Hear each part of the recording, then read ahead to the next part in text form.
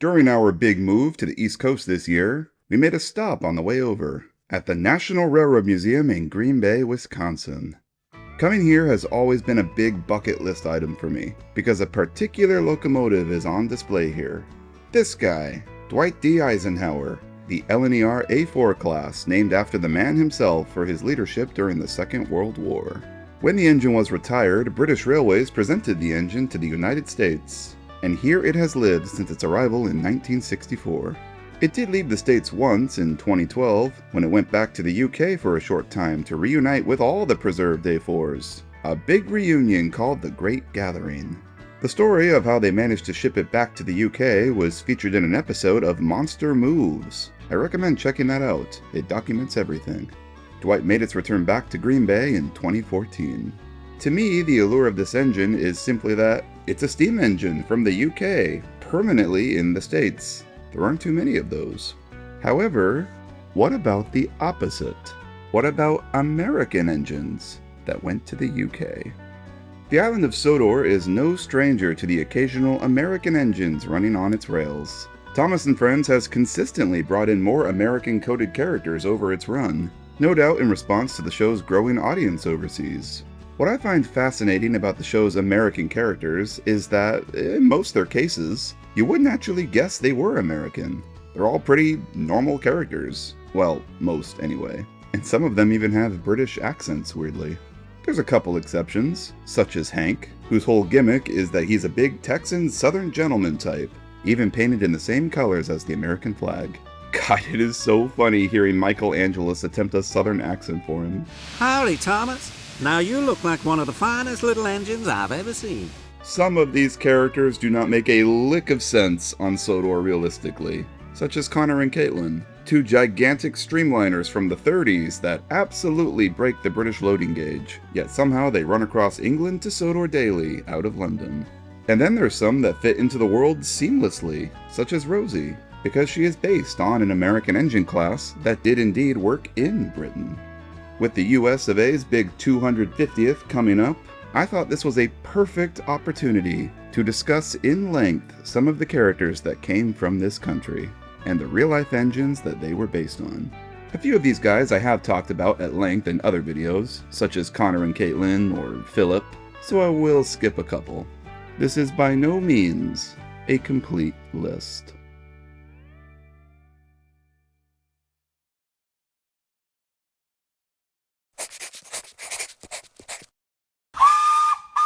Stanley. We'll start off this video with the first American character of the series, and one exclusive to the Railway series. Stanley, from the Mid-Sodor Railway, or simply just Number 2, as Duke referred to him. Now I have talked about Stanley before in my Every Basis Explained video, so I'm kind of just repeating myself here, but it felt wrong not to include the first yank of the whole franchise here. We all know Stanley's sad story. He was bought as surplus from the War Department, and was too rough on the Mid-Sodor's tracks. He derailed often, and never took responsibility for his actions. "Listen, bud," he drawled. "In the States, we don't care a dime for a few spills." Fed up with his bad behavior, the manager took away his wheels and turned him into a static pumping engine behind the shed. He was moved to a mine eventually, but after that mine flooded, it was abandoned, and Stanley's state, as of now, is unknown. Stanley is a Class 1012D, a narrow-gauge pannier tank with a 460 wheel arrangement built by Baldwin in Philadelphia. But the question I want to ask is, did this engine ever work in the UK, and thus make sense to appear on Sodor? Why, yes it did, and it does. In fact, that's why the 1012Ds were built, to be used by the British War Department over lightly laid trench railways in France during World War I. There were nearly 500 of these locomotives built for wartime use in Europe. After the war ended, they became Army surplus, and were sold off to various private owners. The majority went to railways in the UK, Stanley being one of them, arriving on Sodor in 1920. Wilbert Awdry had a model of a Baldwin 1012D on his Mid-Sodor layout, but could never get it to work right. Fed up with it, he eventually cut the thing up and turned it into set dressing.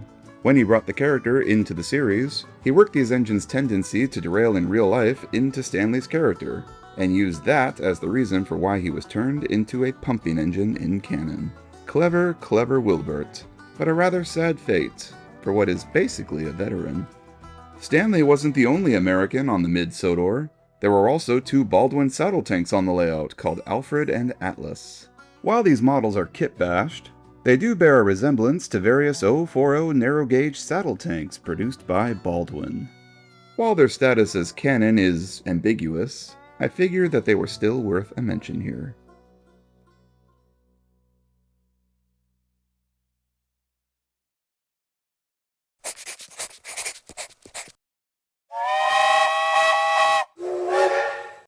The Logging Locos.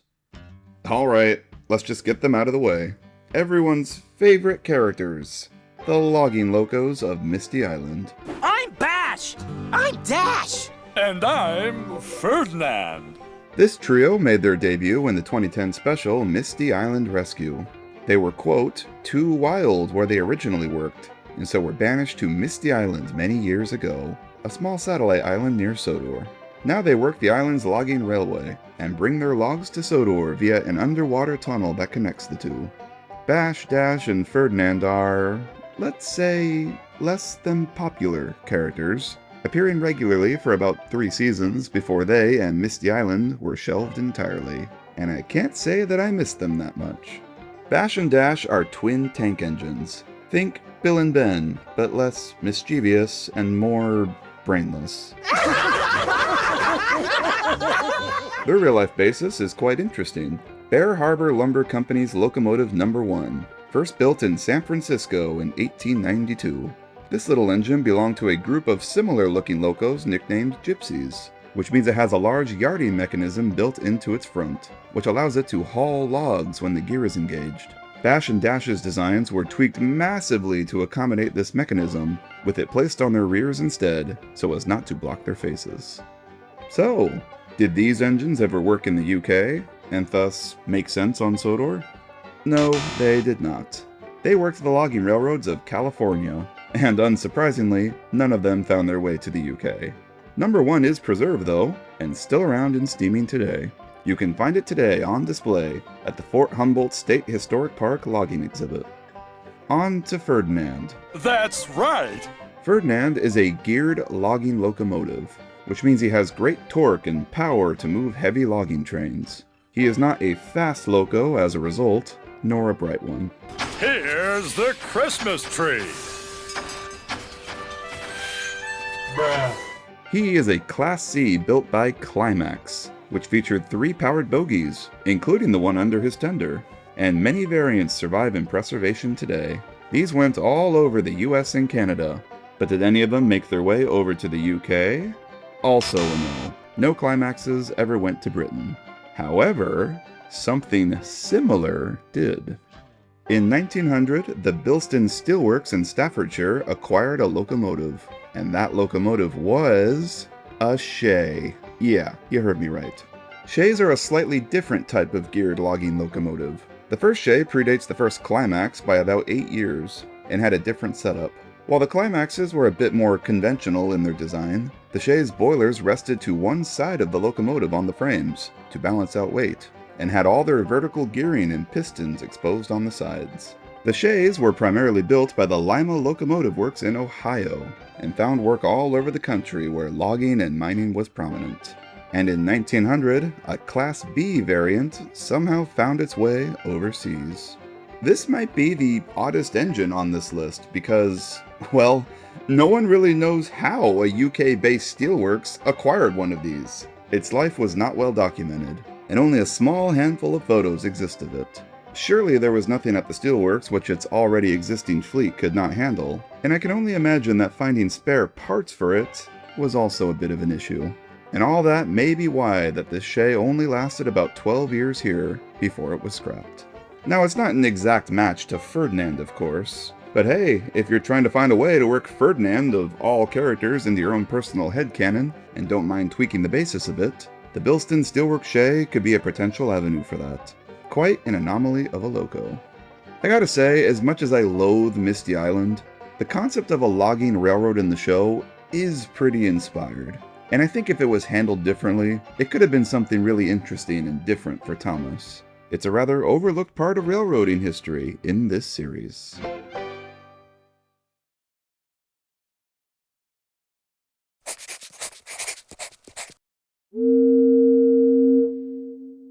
Hank. While he isn't the first Yank of the series, Hank was certainly the first overtly American engine character, with a big cow catcher and all. A one and done that appeared once in season 12 and never again.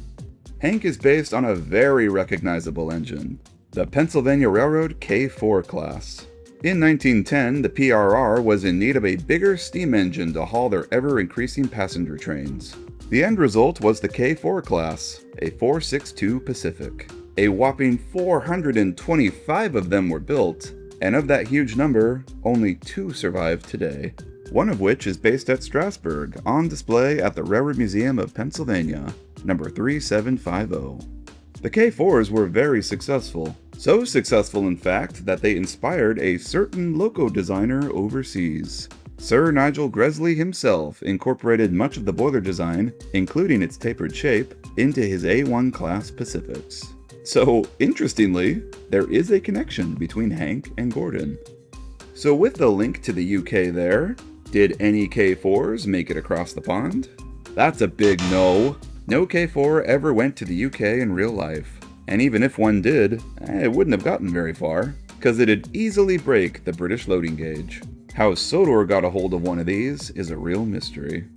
I've always felt that if they were going to use a tender engine to represent an American character on Sodor in the series, the one that would have made the most sense realistically is the US Army's S-160 class. And I don't think I'm alone in that sentiment. A lot of fans have had this idea for Hank. The S-160s were American-built engines specifically to be used overseas during World War II, and so were designed to fit the smaller European loading gauges. 800 went to Britain alone. They're fairly small by American standards, but look pretty mighty among British locos. Many of these exist in preservation in the US, UK, and several European countries, even one in China. This is all just my opinion, of course, but I think an S-160 makes a lot more sense realistically for Hank. And heck, if you want to get really technical with it, you could even try and make sense of his dark blue livery by it being similar to the Longmore Military Railway blue, of which a single S-160 wore in service, and another in preservation.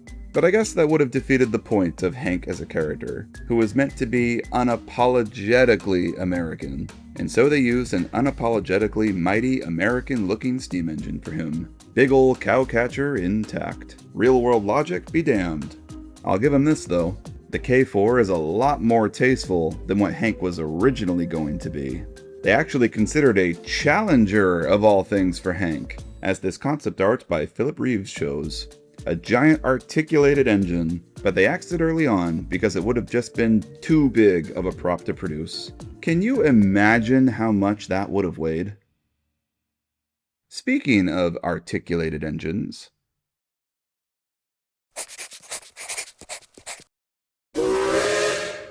Sam.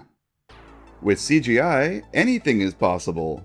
Sam might be the most ridiculous character on this list, because why on earth was a mega giant articulated engine brought to Sodor? How is he not completely obliterating those station platforms? I'm not even sure if I should count Sam in this video, since I don't really know what his status as canon is among the fandom. He was a part of the Sodor Story Collection series for Thomas Wooden Railway, a merchandise exclusive character, and as a result got a few CGI shorts made to promote him, complete with a voice actor. Howdy, I'm Sam. He's never appeared in an episode, and his only appearance in the series proper was a quick cameo in the Big World Big Adventures movie during one of the America scenes. Howdy! Hello there! G'day. Hello! How are you? How are your wheels? How's your boiler? How are your pistons? But hey, whatever. He technically went to Sodor in the shorts, so we'll count him. Sam's whole gimmick is that he's the biggest engine the island of Sodor has ever seen. And so they used a giant American articulated loco for him, a Lima-designed 2666 Allegheny. These engines were used by 2 different railroads, the Chesapeake and Ohio, and the Virginian. Sam is specifically one of the examples from the Virginian Railroad, and there they were known as the AG class, nicknamed the Blue Ridge class. The Blue Ridges were a class of 8, built in 1945, and were ordered to haul heavy coal trains from White Sulphur Springs in West Virginia over the mountains to Virginia. They were massive things, obviously, and one of the heaviest locomotives ever built, at 386 tons just for the locomotive itself, plus another 215 tons for a loaded tender. They were numbered 900 to 907, and Sam himself wears 906, making him the real-life 7th member of the class. None of the Virginian Railroad examples survive today. All were scrapped, although 2 of the Chesapeake and Ohio examples do survive. Do I even have to ask if any of these behemoths made it to the UK and make sense to appear on Sodor? No, of course they didn't. If one of these made it to the UK, it'd easily destroy any station platforms or tunnels it passed through, and would probably cause a few bridges to collapse as well. Sam is easily the most ridiculous example of an American engine on Sodor's rails. So now let's transition to probably the best example.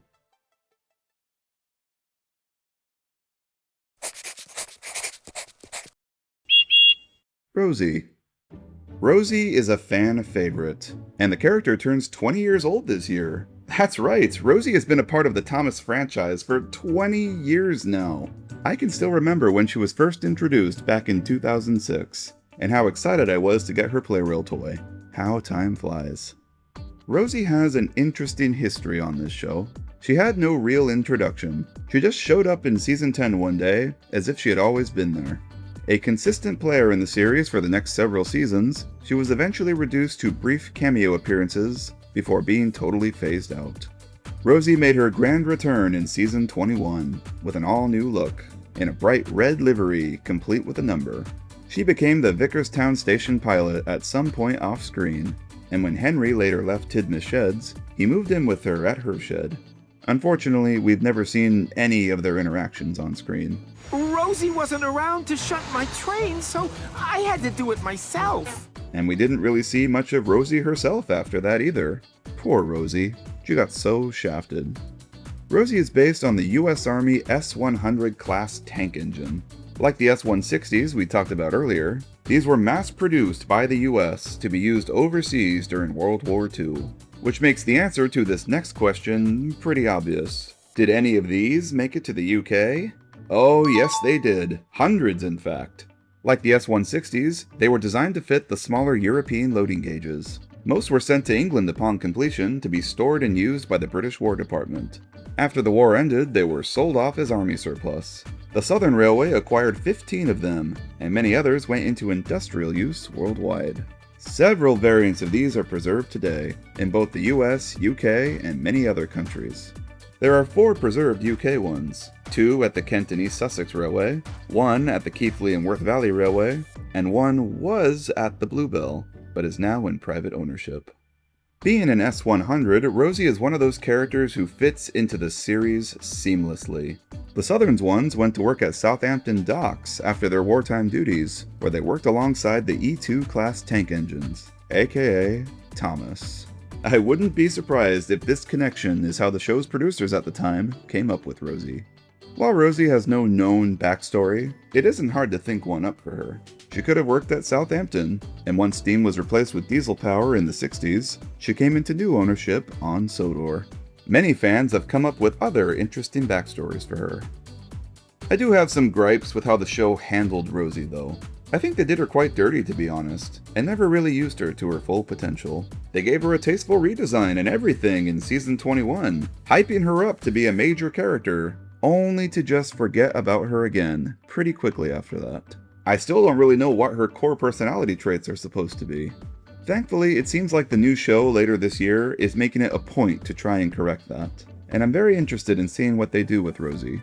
Rosie never had a designated role on the railway until season 21, and part of me wishes that she went to work on Edward's branch at some point and shunt at Brendam Docks with Salty, mirroring how some of her class went to Southampton in real life.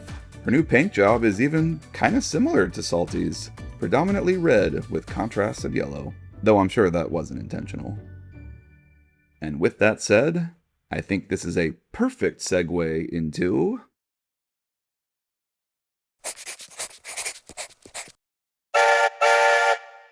Porter. Porter is Salty's partner in crime at Brendam Docks. He was brought in during season 17 and has been a mainstay at the docks since. Porter has a good work ethic and a respectable outlook on life. When someone teases him for his looks, he takes it in stride. Water off a duck's back, as he puts it. Besides, water off a duck's back. What does that mean? It means I don't let it bother me. I just let what they say slide out of my mind, the way water slides off a duck's back. Porter is an 060 saddle tank designed by H.K. Porter in Pennsylvania, hence his name, Porter. Funnily enough, his name was going to be Baldwin early on, as a book adaptation confirms. Glad they changed that. That would have made no sense. But it does make me wonder if they considered a different basis for him at one point, something designed by the real-life Baldwin Locomotive Works. The Porter 060s, I'll just call them Porters for the sake of this video, were numerous, and sold to several railroads across the country in need of switchers. The most notable buyer of Porters was the Brooklyn Eastern District Terminal, a short-line railroad that worked the dockyards of Brooklyn in New York. There were 6 Porter tanks here of varying designs, 2 of them being the standard saddle tank design that we're familiar with, numbers 14 and 15, and both of them survive today. One thing that I greatly appreciate about Porter is the accent that his voice actor David Menken gave him in the US dub.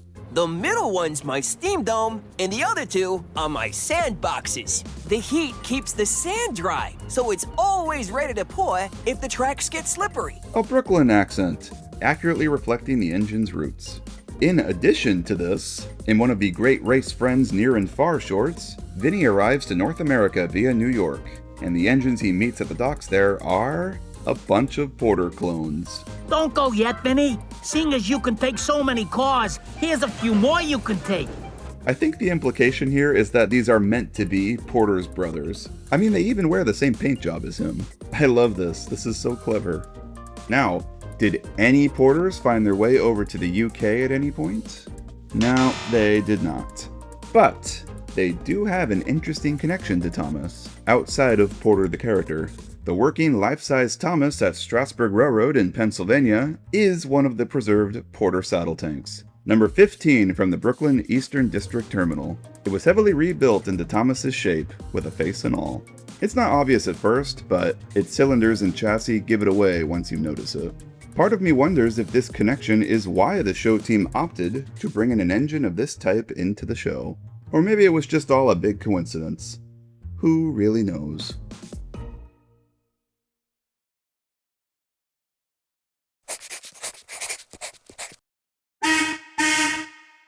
Marion. And we'll finish off this video on a high note, with Marion, the railway steam shovel. Oh dear, this is embarrassing. I forgot to ask you your name. You should always introduce yourself. It's only polite. Shall I go first? Let me introduce myself. I'm Marion, and you are... Thomas, do you always talk this much? Marion made her debut in the special Tale of the Brave, as Sodor Clay's resident steam shovel. She spends most of her time digging clay at the pits, but she is loaned out to perform other work on the railway too, such as when she helped the pack clear away land for the Harwick branch line. She's quite enthusiastic about her work, and is a bit scatterbrained. She often fantasizes about digging up treasure, a dream that wound up coming true one fateful day. The treasure! Marion, you found it! You mean my wish? It came true! Did I also mention that she's voiced by Olivia Colman? Well, I've seen small engines, but those engines are very small. Very, very small. Are they real? Postmaster Bevins is very kind. He's also a barefaced liar. Age is rarely kind to anyone. Nothing one can do about it. From a scatterbrained steam shovel to the Queen of England, Olivia Colman has quite the variety in her filmography. Don't let Marion's British accent fool you though, because she comes from Ohio. Marion is based on a Model 40 revolving chain-driven railway steam shovel built by the Marion Steam Shovel Company, hence her name. The company was named after the town it was founded in, Marion, Ohio. Marion built several large and small models of steam shovels to be dispersed all across the country and beyond. Between 1902 and 1911, 25 were sent to help out dig the Panama Canal. One of these 25 set a record for the most earth moved in 25 working days, and is preserved in New York today as a result of that. It is the only surviving example of a Marion railway steam shovel, though it currently does not sit on a railway chassis. It's not in the best shape these days, but hey, it's still around.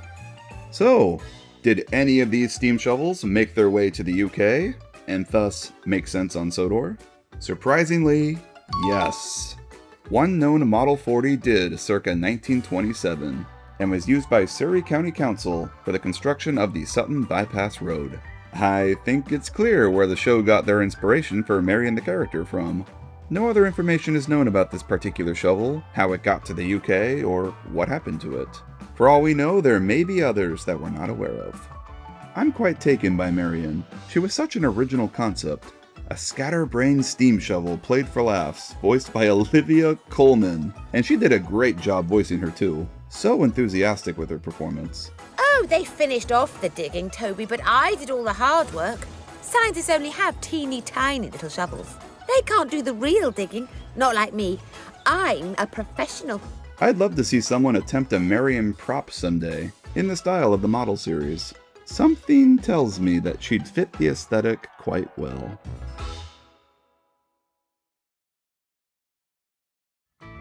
As is the case with many things about this series, the show's use of its American characters ranges greatly. Some of them are just outright ridiculous, and some are handled quite well and fit into the show like a glove. But to their credit, every American engine that they bring into the show is always something really different and unique, and exhibit different aspects of railway history through them, from the golden age of streamlining, to logging railroads, to dockyard short lines, to articulated mega engines, to steam shovels on rails. We love our Yankee engines, and I'm curious if any new ones will be brought into the reboot later this year. What kind of American engine would you personally like to see in Thomas & Friends? Let me know in the comments below. This pick of the week is sort of relevant to the video topic. Well, it features Rosie, anyway. It's the real lost episodes of Season 21 Thomas, revealed by CTFEologist, or Chase as you may know him. Chase got in touch with former series producer Ian McHugh, who revealed all the details of the episodes that were cut from Thomas's 21st season. We knew of some of these already, but the rest were a mystery, and this video gives the full scoop, and provides a fully recreated episode with beautiful animation by Marvelous Mainland and Piece of J. You've probably already heard about the two surprise returning characters that were planned to appear, but I won't say any more if you haven't. Go check the video out for yourself. Now for some life updates. My wife and I have officially arrived on the East Coast, and we've landed in Pennsylvania. We're in a rental for the next month or so while we look for a house, so excuse my audio sounding a little off here. I'm not in my usual setup, so I'm making do with where we're staying. So far so good though. We're really happy with the area we chose, and we're so much closer to railway stuff. Hopefully this means I can make it to more of the bigger train shows that happen on this side of the country in the future. Guess only time will tell. The first of the new 2026 merch is starting to hit stores too. Me and Zio managed to find most of the first wave of deluxe packs at a local toy shop. I gotta say, I quite like them. They're a little bigger than I expected, and, faces aside, the detail and proportions are quite lovely. Henry's definitely my favorite so far. I just love that darker shade of green on him. Gonna need some time to get used to James's new face though. He looks like he had a bad Botox job. How are you? I also wish the tenders had 6 wheels instead of 4. They look a little unfinished, and I wonder if I could mod that. From what I understand, these are all allegedly due to start hitting Walmart and Target later this month / early July, so not long now. I've also been testing phasing out the Patreon intro at the start of videos. I feel like most people would rather just jump right into the video than have to listen to a bumper before it actually begins. But I would love to hear all your thoughts. Do you prefer without, or would you rather that I bring it back? Any feedback that you have would be appreciated. And that is all from me, folks. I hope you all have a great day, and I'll see you all in the next one. Bye-bye.